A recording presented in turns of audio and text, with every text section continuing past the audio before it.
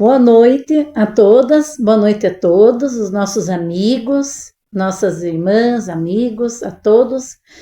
É uma grande alegria estar participando novamente do projeto Jesus, Luz das Nossas Almas. Então, neste momento, agradeço o convite que nos foi feito pela Associação Espírita Messe de Amor, que nos dá essa oportunidade de estudos das obras do Espírito de Amélia Rodrigues pela psicografia de Divaldo Pereira Franco. Então, neste momento, antes de iniciarmos o estudo do livro Jesus, Luz do Mundo, né? Como eu havia falado. Capítulo número 23, Balizas de Luz. Mas antes de iniciarmos, fazemos uma prece rápida, mas com coração elevado, nosso pensamento elevado a Deus, a Jesus, agradecendo primeiramente pela bênção do dia de hoje, pela bênção das nossas vidas, pela dádiva da vida, por tudo que recebemos, e rogando ao Mestre Jesus por muita paz, muita saúde e muita esperança, bom ânimo nos nossos corações. Pedindo o amparo amoroso de Jesus, dos benfeitores espirituais que nos assistem, que possamos fazer essa reflexão, esse estudo, com a sua imensa proteção tão amorosa. Em nome do Mestre Jesus, que assim seja. Então, dando continuidade ao projeto, né, sobre o estudo de Amélia Rodrigues, neste livro, Jesus, Luz das Nossas Almas, nós fazemos, então, uma grande reflexão, uma grande introspecção do capítulo Balizas de Luz. Nesta passagem, vem nos trazer a benfeitora, né? A benfeitora, que aqui na Terra foi uma professora, uma cronista, escritora, ela se destacou muito na cultura, também, assim, nos valores, né? Éticos, morais, trabalhando por uma sociedade mais justa, de uma sociedade de muito mais... que houvesse o respeito ao nosso próximo, né? Trabalhou muito com a literatura infantil, com alfabetização. Então, é um espírito de muito trabalho e admirável na sua missão. Então, ela nos traz o título Balizas de Luz, do choque decorrente da tragédia, as surpresas dos reencontros queridos com o Mestre, aqueles companheiros da sementeira da luz transitaram em poucos dias percursos longos de amarguras e júbilos. Então, Amélia Rodrigues, essa benfeitora espiritual, vem nos trazer assim o relato, a narrativa de todo aquele acontecimento após a tragédia da crucificação, após aquele momento de tanta dor, de tanto sofrimento e injustiça, né, com aquele que é para nós um modelo inigualável, de todo aquele trabalho de exemplificação que Jesus nos deu, a lei do amor, o perdão, a sua magnitude de humildade, de transmitir a paz, os ensinamentos. Mas então, a tragédia da crucificação trouxe então aqueles momentos de muito sofrimento àqueles seguidores de Jesus, aqueles mais próximos, né, os apóstolos. Então eles andavam muito tristes, amargurados, sentindo toda a falta daquela presença tão amorosa de Jesus. E aí, nesta mensagem, vem nos trazer a informação que eles, algumas tantas vezes, reiteradas vezes, eles estiveram entre a amargura da saudade e entre o júbilo da presença do Mestre entre eles. Foram muitas vezes que Jesus esteve, então, após, né, a sua morte lá na cruz, naquele dia tão triste, muitas vezes ele esteve de novo junto com todos os apóstolos, trazendo seus ensinamentos e também orientando-os para a tarefa que eles iriam desempenhar.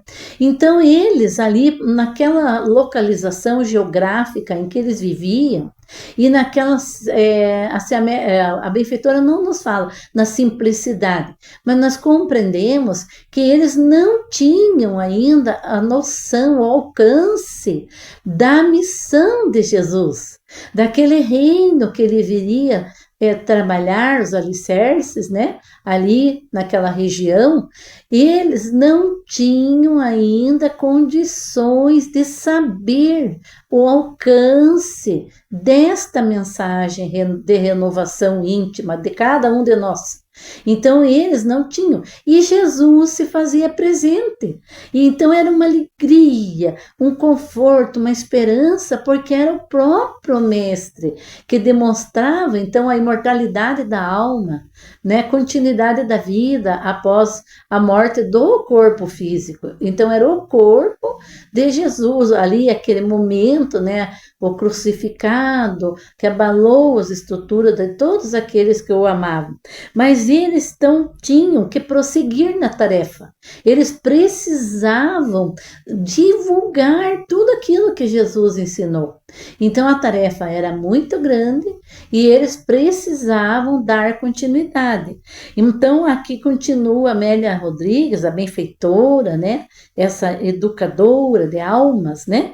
Acostumados à estreiteza dos conceitos, às limitações geográficas do solo em que nasceram e viviam, não podiam penetrar na grandeza do ideal universalista e dimensional em que a palavra reveladora se reportava incessantemente.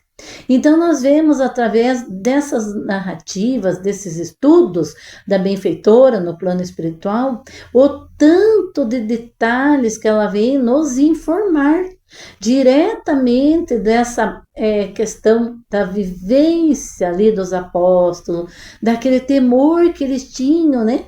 Como que seria então a vida deles, a tarefa da divulgação do cristianismo, sendo que Jesus não estava ali, mas ele se fazia presente. Em Jerusalém, naqueles dias, eram estrangeiros atemorizados, amargando as vicissitudes dos acontecimentos terríveis que os surpreenderam, sulcando fundamente as suas almas, aparentemente sem experiência. Então aqui nos informa, Jesus fora-lhes o amigo divino, é verdade, mas acima de tudo, tornar-se o celeste condutor das suas vidas. Acostumaram-se à energia e à meiguice da sua palavra, como o cordeiro que identifica com facilidade a voz do pastor que lhe segue o bastão de comando. Aí esses apóstolos, que eram os mais próximos de Jesus, eles foram chamados à realidade da fé. A realidade da fé e ao compromisso assumido pelas irretorquíveis demonstrações de amor do companheiro, que retornara do além-túmulo para conviver ao lado dele. Vejamos a importância dessa convivência. O Mestre Jesus, reiteradas vezes, estava ali, passaram a experimentar a diversa robustez de ânimo e até então desconhecida, né? Desconhecida também determinação espiritual. Então, com aquela presença, dando ali a certeza para aqueles homens simples, né?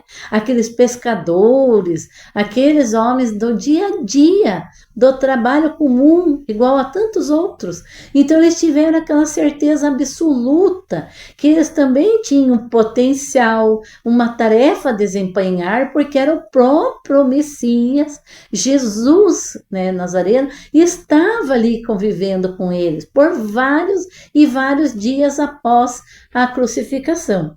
Então, o verbo, nesses homens, o verbo se lhe destravou das bocas, anteceladas pelo cruel silêncio, e a palavra lhes escorria abundante e sábia do cérebro, às modulações da voz canoura e forte. Podiam agora, eles podiam fitar os horizontes infinitos do futuro. Vejamos lá naquela época quanta perseguição, quantas crimes ocorreram, perseguição aos cristãos, aqueles cristãos primitivos que deixavam tudo, a sua vida, deixavam todos os seus interesses materiais para seguir Jesus. Quanta caridade, eles doavam, eles queriam fazer o bem ao próximo, né? E deram testemunho dessa fé viva no Mestre Jesus. Mas voltando aqui ao livro, podiam fitar os horizontes infinitos do futuro e experimentar gáudio descomunal no exercício do bem e da renúncia. Então eles sabiam que iam ter muitas pedras no caminho, mas eles sentiam um júbilo, uma alegria, porque eles sabiam que eles estavam sendo coordenados pelo Mestre Jesus, né? Pelo modelo e guia da humanidade, que é a luz do mundo, como a nossa benfeitora nos ensina. Teriam que redobrar o esforço para o serviço começante. Embora tudo estivesse ainda por fazer, contavam com a inspiração do Mestre e o socorro dos seus embaixadores, que incessantemente os visitavam, revigorando e esclarecendo-os. À frente, o porvir difícil a desdobrar-se ante seus olhos, a seara necessitada de semeação e cuidados. Então, eles iriam ser os semeadores, né? Eles iriam lançar das sementes, contar dos ensinamentos de Jesus, contar a vivência que eles tiveram junto com o Cristo, né? E eles também precisavam de mais um colaborador, mais um apóstolo, porque após a crucificação, nós sabemos da passagem ali do momento tão triste da crucificação e também do suicídio de Judas. Então ainda eles precisavam de mais um componente àquele grupo que sairia a semear, né, as sementes da boa nova, do amor, do conhecimento, da paz, da consciência, o conhecimento de tudo aquilo que Jesus nos ensinou. Então, eles sabiam que as pessoas estavam muito sofridas, muitas pessoas sofredoras, tanto fisicamente como espiritualmente, há tanta marginalização daqueles que eram sofredores, né, daquela época. Então, viviam à margem da sociedade, sem esperança, sem ter alguém que os acolhesse. E esses homens, né, de muita fé, de convicção plena, que Jesus se fazia presente ao lado deles, eles sairiam então a trabalhar, como diz aqui, eis o barro que teriam de movimentar para transformar em ânfora, capaz de reter o elixir divino, conservando puras as suas excelentes qualidades. Sem temor, exaltados pela fé, após orarem, unirem os esforços na tentativa de criarem comunidade pura e simples, em que se refugiariam, preparam-se para o cometimento, avançar com os pés do futuro, na direção da humanidade. Então, a humanidade sofredora, a humanidade em aprendizado, né? Quantos novas reencarnações que precisávamos ter para começar a compreender a vida de Jesus entre nós, a vinda dele num orbe terrestre ainda com tanta dificuldade, né? Com tanto ainda baixa vibração de sentimentos, tantos crimes, tantas dores, né? Seja na questão dos idosos, na questão do meio ambiente, ainda há uma ganância, uma procura de interesse sempre prejudicando a muitas pessoas, assim como nós sabemos, né, de tantas questões que envolvem o meio ambiente, que ainda há uma necessidade, a procura de metais preciosos e aí destruindo a água dos povos originários. Então, essas questões lá da época de Jesus, elas mudaram a face, mudaram o contexto, mas existe ainda tantas necessidades da sociedade evoluir assim na questão do bem ao próximo, de praticar sempre o melhor àqueles que necessitam. Mas nós sabemos que todos nós que estamos matriculadas no planeta Terra, é um planeta escola, um planeta mãe, que nos acolhe para que nós possamos vencer a nós mesmos. Primeiramente, vencer a nós mesmos. Porque aí, quando nós descobrirmos o nosso potencial de amor, desses apóstolos, né? Um dia, né? Quando nós conseguirmos passar por tantas ainda, por tantas lições de estudos, que nós possamos despertar dentro de nós essa conquista, né, tão valiosa que esses apóstolos, apesar daquela região tão simples, tão dificultosa, e eles compreenderam todo o chamado de Jesus.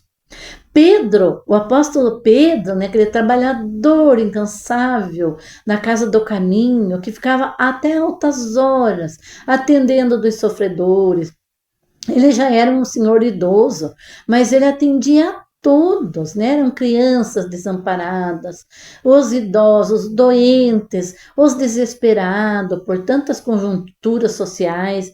Mas Pedro e João, aquele apóstolo tão amoroso, que teve a oportunidade depois de conviver com Maria de Nazaré, né? Que ali no momento da crucificação, Jesus mostra ali para ele, né? João, eis aqui a sua mãe, e para a Mãe Santíssima, eis aqui o seu filho, estabelecendo, né, a família universal, ia fazendo aquele laço entre aquele apóstolo tão amoroso, tão dedicado, que foi o único apóstolo que veio depois a morrer por causas naturais, né? Envelheceu, ficou um senhorzinho muito idoso, né? Que falava, irmãozinhos, amai-vos, né? Esse foi o único, porque todos os outros 11 apóstolos tiveram mortes trágicas. Por quê? Pela perseguição da implantação da lei do amor, porque havia muitos interesses, né? Então, Pedro e João, fascinados e vibrantes e de entusiasmo, demandaram o templo e libertaram o coxo. Aqui se faz referência a esse termo, mas daí nós vamos compreender que esses eram homens que ficavam por muitos anos ali na porta do templo. O templo, através de outras palestras de estudo, nós compreendemos que ele tinha 3 portas e que uma das portas, a Porta Formosa, como vem nos falar aqui, também uma delas era uma porta imensa, que precisavam de várias pessoas para abrirem pela manhã a porta. Mas voltando aqui o que a nossa benfeitora nos ensina, Pedro e João, fascinados e vibrantes de entusiasmo, demandaram o templo e libertaram, então, essa pessoa enferma, né, paralítica, da parte formosa, porta formosa, transformando a prata e o ouro de que não podiam dispor em esperança e saúde, em nome de Jesus. Como, porém, os ali presentes se surpreendessem com o raro fenômeno da libertação do paralítico das amarras constringentes que o infelicitavam o longo período, o velho pescador proferiu ante o assombro geral comovente discurso de exaltação ao Senhor da vida. Então vejamos as palavras do apóstolo Pedro. Israelitas, dentro do templo, né? Quando aquela pessoa fica curado e entra alegre. Imaginemos, era anos que ele ficava ali na porta, ele era carregado e ficava ali na porta. Então imaginemos o tamanho da alegria, né?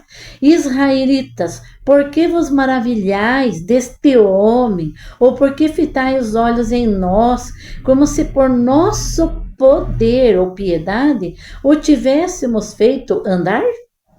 Ele questiona aquelas pessoas lá no templo.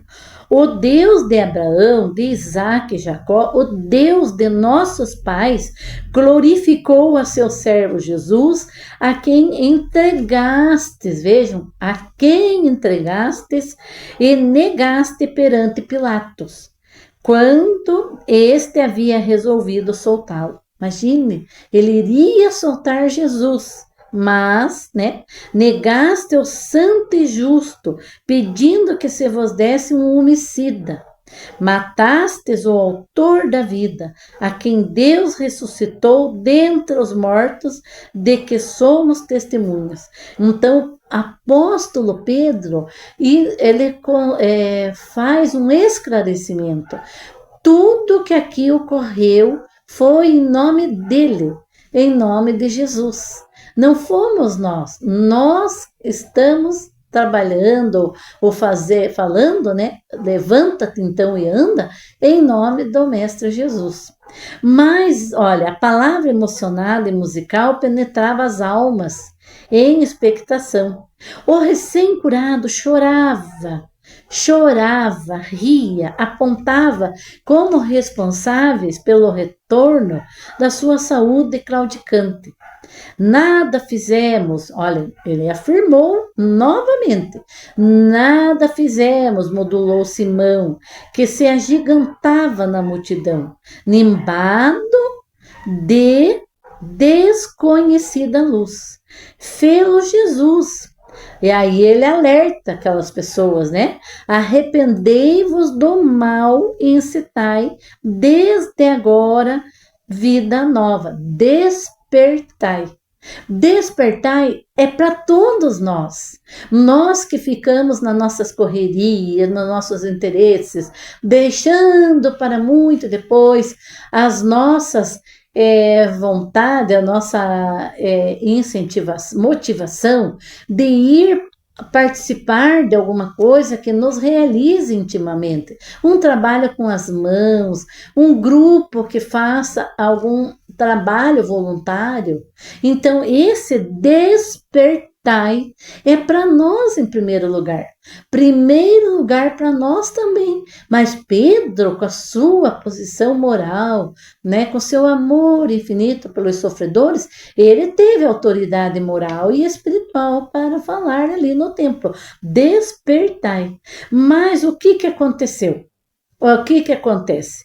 Quando há um desencontro com os interesses políticos, materiais, Então, a sua palavra cheia de vibração e elevada emotividade, cindia a acústica fechada das almas, irrigando de esperanças os canais ressequidos das consciências entenebrecidas, despertando-as para os primeiros embates da mensagem. Então, eles levaram um impacto, Despertai, que foi em nome de Jesus, mas aquele Jesus que foi crucificado, que foi desprezado, que era aquele filho de carpinteiro, que vivia rodeado com pessoas enfermas, aquelas pessoas que estavam à margem da sociedade, aquele Jesus curou aquele paralítico.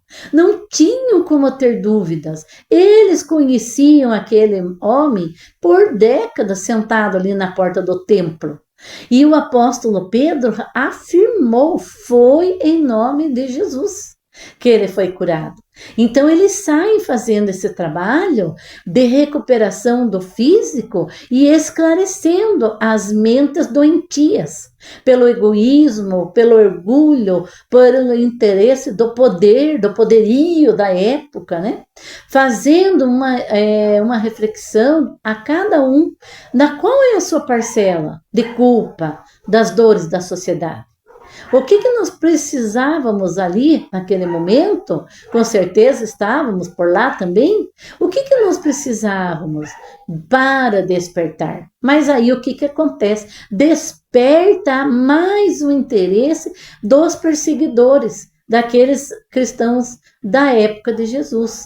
Então ali, chocados pela coragem dos estranhos, sacerdotes e policiais temerosos prenderam-nos em atitude arbitrária, como se limitando os seus movimentos, pudesse silenciar-lhes a palavra soprada pela verdade. E aqui a benfeitora espiritual Amélia Rodrigues nos fala, 1000 vezes o fato se repetirá, 1000. Ante a impossibilidade de impedir-se a manifestação da verdade, a ignorância ha buscado destruir os veículos pelos quais se manifesta. Continuava a partir daquele momento o martirológio iniciado no Gólgota, mas que não se acabaria pelos séculos afora até os dias atuais. Então, eles foram libertados naquele momento, libertados a posteriori, por falta de provas que o retivesse no cárcere. Os discípulos retornaram à comunidade em que viviam, né? Oraram emocionados, agradecendo a bênção do testemunho e rogando a oportunidade de prosseguirem até a morte. Então, nós vamos ver aqui a questão da renúncia, da abnegação, daquela fé viva no coração, que eles foram presos, mas não tinham provas. Por que segurar lá na prisão aqueles homens de bem? Então, eles eram as sementes da vida, que esparziram a semelhança do que fizeram o seu modelo. Quem era o modelo? E é para todos nós, modelo e guia, é Jesus. Conseguiram modificar a estrutura.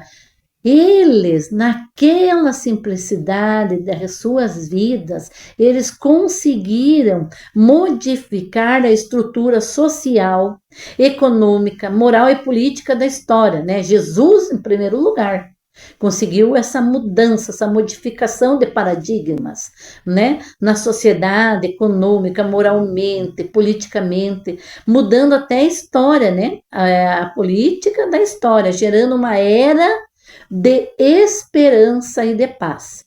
Criaram nova história para os fastos da humanidade, por onde palmilharam com as pegadas de sangue.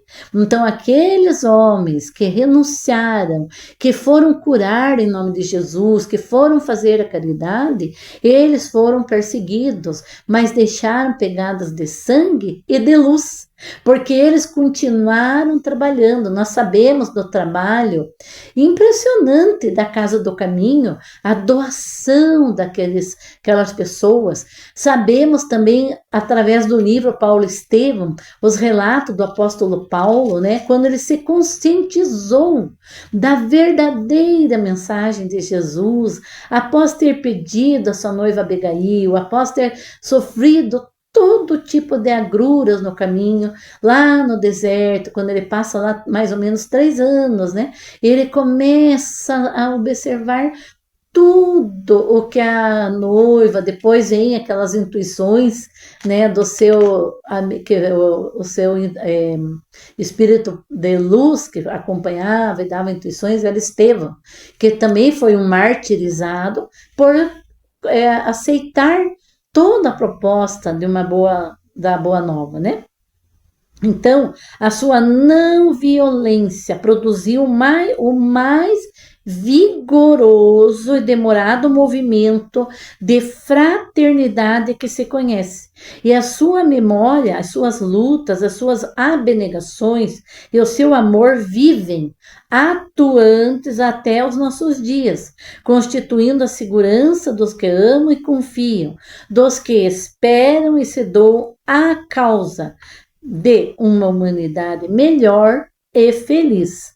Então aqui vem nos ensinar que agora as perseguições são de mil faces, conjunturas diferentes, são outras questões sutis que vêm invadindo as mentes, entristecendo, desanimando, pensando que não tem valor a tarefa. São várias questões e que nós, com a graça de Deus, através do Consolador prometido, da certeza absoluta que nós temos da proteção, do amparo dos espíritos benfeitores da humanidade, os trabalhadores da seara de Jesus. Eu até deixei aberto aqui o Evangelho segundo o Espiritismo, porque vem nos trazer aqui no prefácio os espíritos do Senhor, que são as virtudes dos céus, né? Dos céus. Qual imenso exército que se movimenta ao receber as ordens do seu comando, espalham-se por toda a superfície da terra. E semelhante às estrelas cadentes, vem iluminar os caminhos e abrir os olhos aos cegos. Então, lendo aqui esse capítulo 23, Balizas de Luz, nós vemos que esses apóstolos, aqueles cristãos como Lívia, lá no livro Há 2000 anos, a serva Ana, aqueles verdadeiros cristãos, eles foram como balizas de luz, porque eles fizeram iluminaram o caminho, eles foram os semeadores, né, dos exemplos, fizeram a divulgação da palavra de Jesus, porque eles estavam convivendo mesmo após a crucificação, recebendo toda aquela base estrutural para difundir a mensagem, né? Divulgar. Mudaram os tempos, modificaram seus métodos da insana campanha contra o Cristo, ora disfarçados e sutis, conspirando contra os que se entregam, discípulos estoicos do herói da cruz, com devoção ao programa da redenção humana. À semelhança daqueles seguidores e intimoratos que conviveram com Jesus, eles deram a vida. Prossigamos, irmanados na colocação de balizas, olha, balizas, pelas fronteiras do reino divino entre os homens da atualidade. Hoje, como ontem, retornam as vozes, como eu li há pouco aqui, as vozes, os espíritos do Senhor, e falam os chamados mortos, alentando e revigorando as consciências, atestando a saciedade, a indestrutibilidade do espírito e a realidade da vida após o túmulo. A morte é física, o corpo padece, mas o espírito se renova em oportunidades, em alegria da imortalidade. Vejamos a felicidade dos espíritos que são mais evoluídos de fazerem os estudos nas bibliotecas do lado de lá, como nos relata essa benfeitora amorosa Amélia Rodrigues, nos alfarrábios das bibliotecas do mundo espiritual, outros recursos, poder ver as imagens acontecidas ali daquele senhor que estava na porta do templo e sarou da paralisia. Imaginemos ele poder andar, poder relatar o que aconteceu na sua vida, os cegos que voltaram a enxergar, quantas pessoas que foram tão beneficiadas, né? Só de imaginarmos a presença de Jesus diante daquelas multidões, de mais de 3.000 pessoas, 4.000 pessoas aflitas, que perderam a esperança de viver, a alegria de viver, né? Então precisamos fazer essa conexão dos ensinos da benfeitora Amélia Rodrigues com a nossa atualidade. Quando nós vemos tantos de respeito à vida humana, tantos de respeito às crianças, quanta falta de moradias dignas, né? De uma vida melhor, de tantas ainda necessidade de escolas. Quanto mais escolas, mais livros ofertados, né?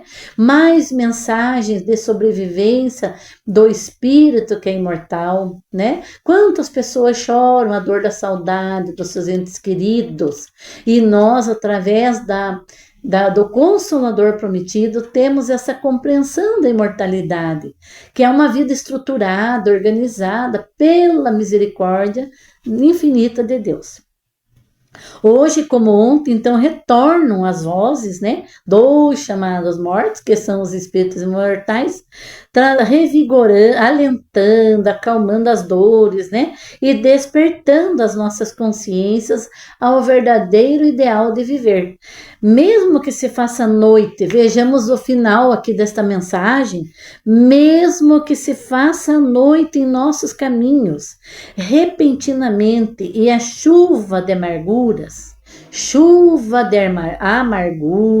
caia impenitente sobre as nossas cabeças e os nossos pés tropecem nos calhaus que a indiferença em nome da falsa cultura e a impiedade representativa da ignorância nos arremessem. Continuemos de ânimo robusto e espírito afervorado, ligados, isso é importantíssimo, olha, ligados ao Espírito Divino. Mesmo que as chuvas de sofrimento, o caminhar esteja difícil para nós, lembremos da oração, da prece, na certeza do amparo divino, né? E ligados ao Espírito Divino, colocando as marcas da nossa passagem em bastiões de luz que clarificarão por todo sempre as eternas fronteiras do reino de Deus, quais postos avançados da vida nos campos da sombra da morte. Então, ligados ao Espírito Divino, ligado ao modelo e guia da humanidade que é Jesus, e aos benfeitores trabalhadores da seara de Jesus, é que nós vamos caminhando e deixando as nossas marcas, assim, como já foi tanto falado, né? Que aqueles que seguirem Jesus e querem divulgar, se necessário, usem palavras. Então vejamos o tamanho da montanha, das iniquidades que nós temos que remover, primeiramente de nós, né? E removendo as montanhas das dificuldades, dos preconceitos, da falta de bom ânimo. Primeiro entre todos nós, assim, entre a própria consciência, né? De cada um de nós, para depois ir deixando também as referências das pegadas seguidoras de Jesus, como nós temos que cultivar dentro de nós a gratidão por aqueles que nos antecederam, né? Começando lá pelos cristãos primitivos, todos aqueles homens e mulheres que seguiram os ensinamentos de Jesus, aí também aqueles trabalhadores da seara de Jesus, dentro do Consolador Prometido, que enfrentaram verdadeiros horrores, perseguições, para trazer a divulgação do Consolador, da doutrina espírita, trazendo a certeza da existência de Deus, da imortalidade da alma, da pluralidade dos mundos habitados e da comunicabilidade com o mundo espiritual. Então, nesse momento, eu quero agradecer muito pela oportunidade de estudo, por estar utilizando esse livro, Luz do Mundo. Essa aqui é uma edição mais antiga, que esse livro era lá do tempinho da minha mãe querida, Maria, e como pedindo licença à Associação Mestre de Amor, mas como domingo próximo é o Dia das Mães, e nós sabemos que esse dia é importantíssimo, não pelas questões de presentes materiais, mas para aflorar dentro de nós a gratidão pela vida das nossas mães amorosas, dedicadas, que trabalharam com tanta renúncia, com tanta abnegação, para que nós estivéssemos aqui. Mesmo as mães, ainda que não despertaram o nível consciencial, elas deram a oportunidade da vida. Então, muito obrigada a todas as mães, obrigada minha mãezinha Maria, e um grande abraço para todas as mamães, as vovós, abraço para a Lúcia, mãe do Maurício, e um feliz Dia das Mães, com muita prece de gratidão e amor, amor no coração. Muita paz e que assim seja.